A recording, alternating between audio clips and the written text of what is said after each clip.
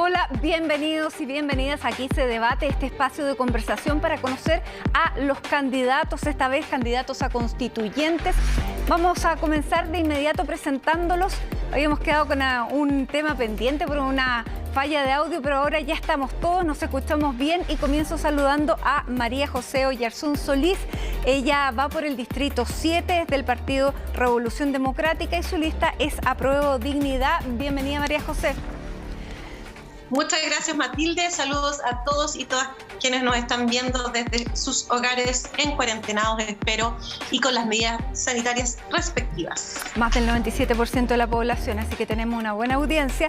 Juan Luis Tovar Valdivia, él va por el distrito 6, es de Renovación Nacional y su lista es Vamos por Chile. Bienvenido también. Hola Matilde, un gusto poder saludarte a ti y a los otros panelistas, un placer de poder dirigirme esta tarde y compartir con ustedes este panel.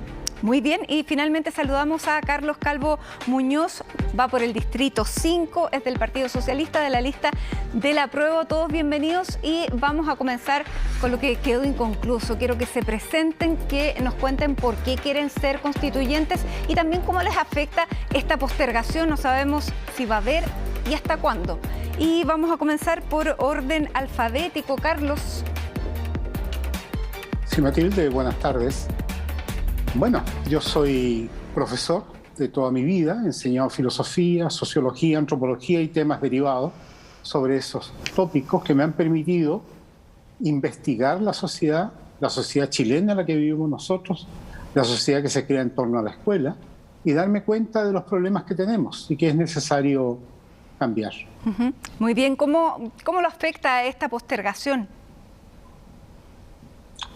Bueno, yo creo que una campaña tiene que ser un proceso de educación a la gente, a las personas. Mientras más eduquemos es mejor. Sin duda que esto tiene una serie de complicaciones que se derivan de la postergación, de los compromisos que hay, y que eso los legisladores tienen que tenerlo presente, para que si optan por cambiar la fecha, tomen todas las previsiones del caso para que no se favorezca a unos pocos en desmedro de la mayoría. Muy bien, muchísimas gracias. María José Oyarzún, ¿por qué quieres postular a ser constituyente y cómo va a afectar esta postergación a la candidatura tuya?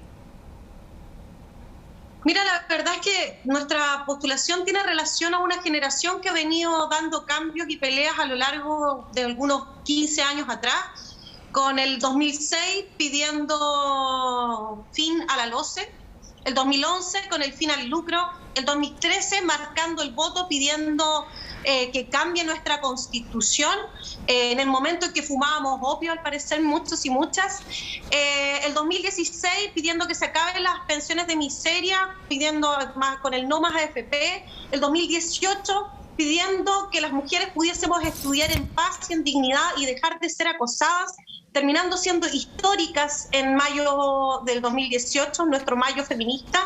El 2019 saltando el torniquete, pidiendo una vida digna y esperando, ¿verdad?, que Chile cambie. Y yo creo que soy parte de una generación que encarna los deseos de tanto anhelo, de tantos chilenos y chilenas que quieren cambiar la Constitución y el país finalmente y darnos una vida digna. ¿Cómo nos afecta hoy la pandemia? Lo primero es pensar que hay que cuidarse, que es necesario poner la vida por sobre cualquier cosa, y si hay que postergar y hay que hacer algunos sacrificios, creo que es necesario que se hagan, sobre todo en el entendido que estamos pensando en la vida humana, la vida de un montón de personas, sobre todo personas mayores que merecen terminar sus días en dignidad. Muy bien, muchísimas gracias, María José. Y vamos con Juan Luis Tovar, nombre compuesto. ¿Por qué quieres llegar a la constituyente y qué significa para tu candidatura este aplazamiento? Matilde, mira, yo soy un hombre de 47 años, tengo 4 hijos, soy abogado de profesión. Y la principal razón por la cual quiero llegar a la constituyente es porque entiendo que esta quizás es la elección más importante en la historia republicana que hemos tenido en Chile. Es donde vamos a dibujar un nuevo Chile y donde vamos a sentar las bases del Chile que se nos avecina, del Chile que va a existir los próximos 40 o 50 años. Es ese Chile en el que van a crecer nuestros hijos y nuestros nietos. Y como te decía, precisamente porque tengo 4 hijos, creo que tengo una responsabilidad que cumplir, y esa responsabilidad es ayudar a que ellos el día de mañana tengan un país donde crecer, desarrollarse, donde crezcan en orden, en seguridad y en progreso. Y esa es básicamente mi principal motivación de poder llegar a integrar la Convención Constitucional, porque entiendo que tenemos que fortalecer las bases de la institucionalidad y dibujar un país que nos permita llegar con el progreso a todos. Muy bien. ¿Y cómo afecta eventualmente este tema de la suspensión? Yo creo que nos afecta a todos los candidatos por igual. Me gustaría sí que el Congreso tomara en conciencia, ¿no es cierto?, que realizar esta elección en un mes más puede que las condiciones no sean las mejores, y ahí hay que poner la pelota contra el piso y tomar una decisión muy acertada. Muy bien, muchísimas gracias a cada uno. Vamos a una breve pausa y cuando regresemos vamos a entrar de lleno en la conversación y el debate, así que no se vaya. Esto es CNN Chile.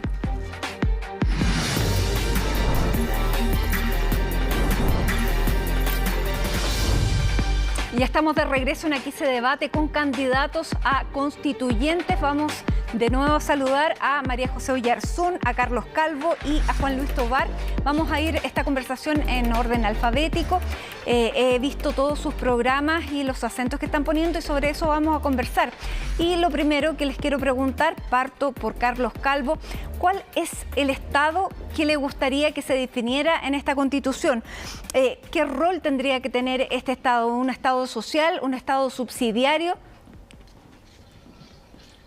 Lo primero, Matilde, es qué es lo que no quiero que esté: un Estado subsidiario, porque ha mostrado las deficiencias que tiene, las divisiones que crea y las consecuencias tan nefastas.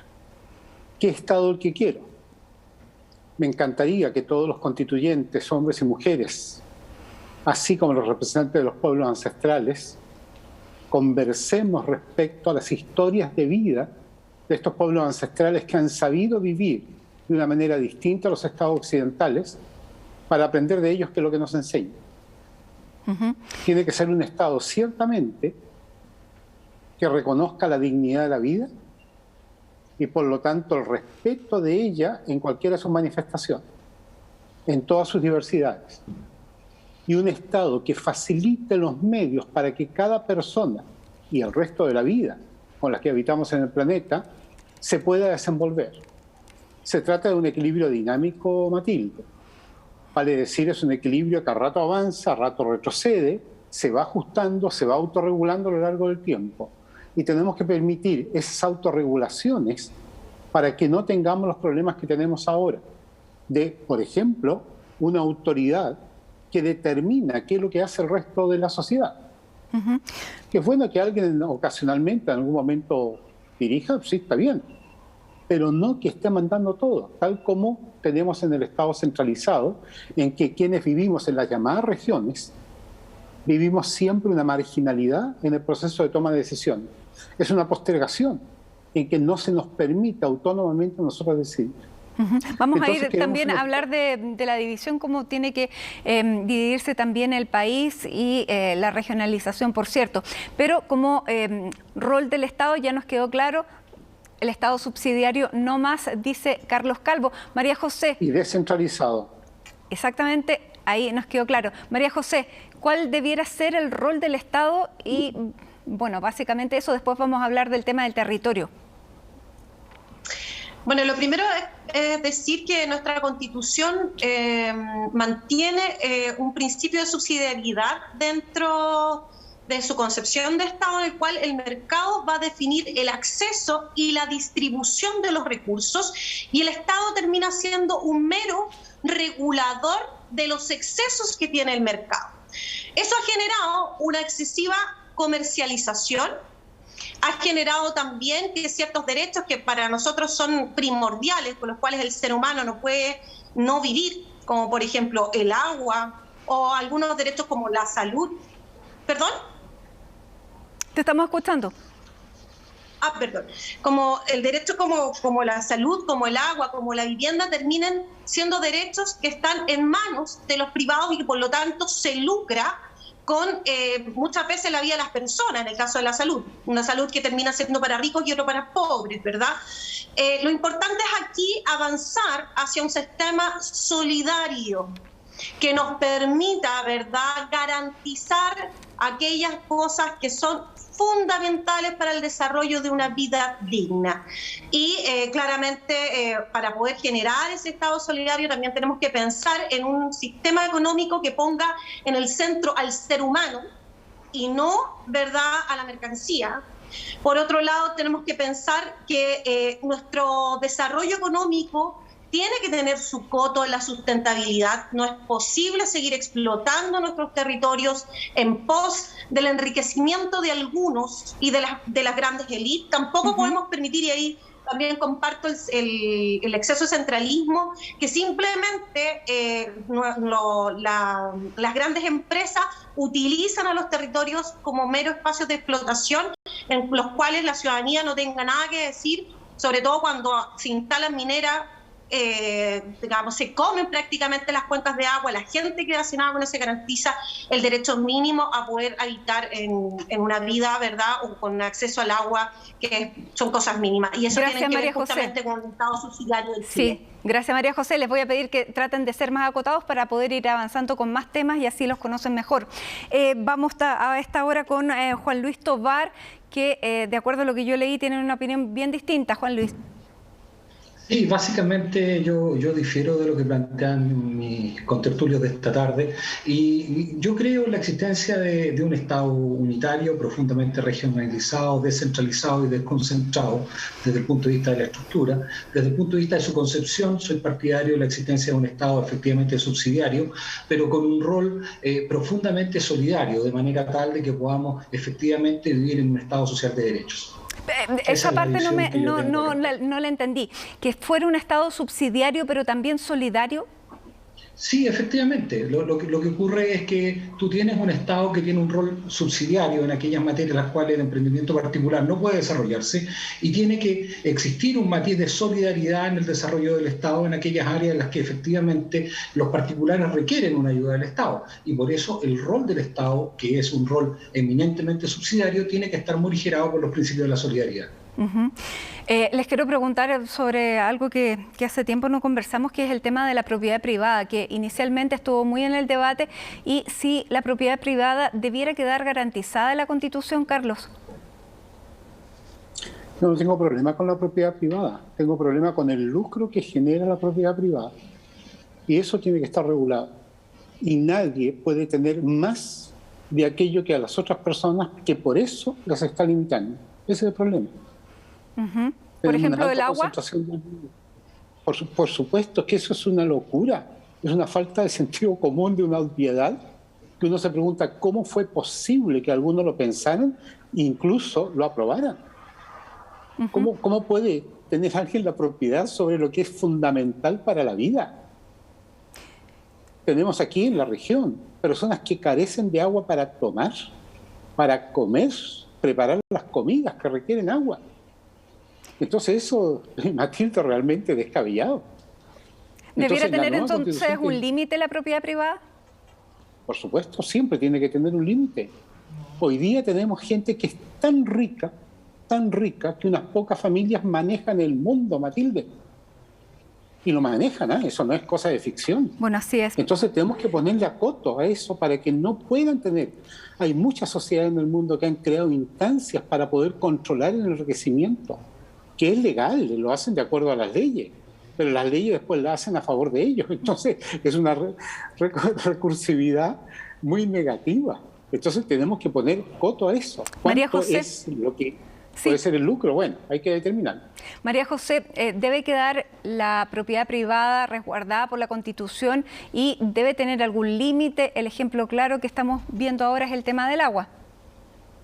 Tiene que haber propiedad privada y en eso yo creo que no hay duda que ninguno de la mayoría de las personas que yo por lo menos he escuchado dentro de los debates constitucionales quiere prohibirla o de facto dejar de que exista la propiedad privada.